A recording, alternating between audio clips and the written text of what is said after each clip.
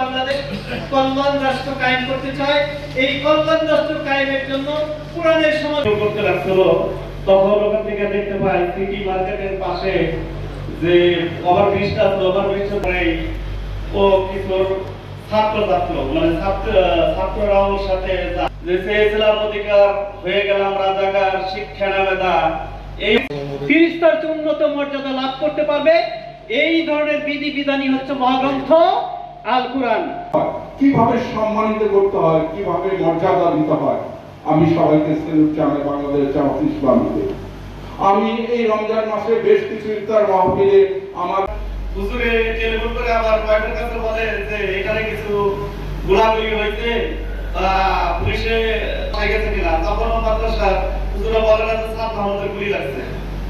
তখন ওটা দেখা ছবি দেখানোর পর আমরা ওইটা দেখে যেখানে আমরা খুঁজছি বলি ওখানে গুলিটা লাগছে রক্ত অবস্থায়। তখন আমি বলি যে আমাদেরকে কোথায় নিচে 20 তারিখে মারা যায়, 21 তারিখে সকাল 9টায় আমি ওকে ধরলা কেন্দ্রীয় কবরস্থানে দাফন করি। সর্বোপরি দেশবাসী এবং তৌহিদ জামাত, আসসালামু আলাইকুম ওয়া রাহমাতুল্লাহ।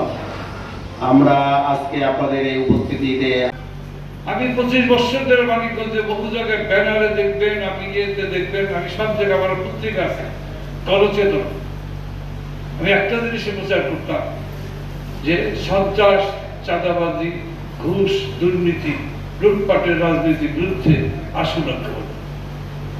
আমি আহ্বান জানাচ্ছি আজকে না, আজকে অনেকেই এই সর্বশেষ যে গণ অভ্যুত্থান এতে অংশ নিচ্ছেন, লুটপাটের রাজনীতির বিরুদ্ধে ঐক্যবদ্ধ। হঠাৎ কথা দীর্ঘদিনে আমার 2 নাম্বার মানিকগঞ্জ জেলার জামায়াতের বিপ্লবী আমির জনাব মাওলানা হাফেজ কামরুল ইসলাম আজকের এই মহতি ইফতার মাহফিলে উপস্থিত আছেন।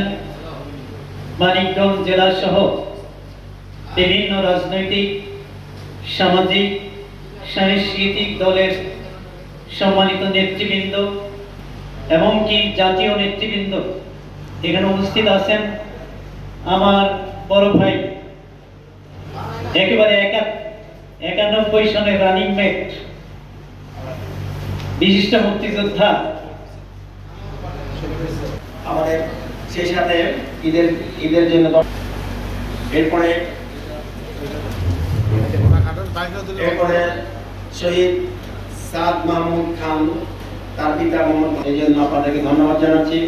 এবং আমরা আশা করি আগামী দিনে আমরা যারা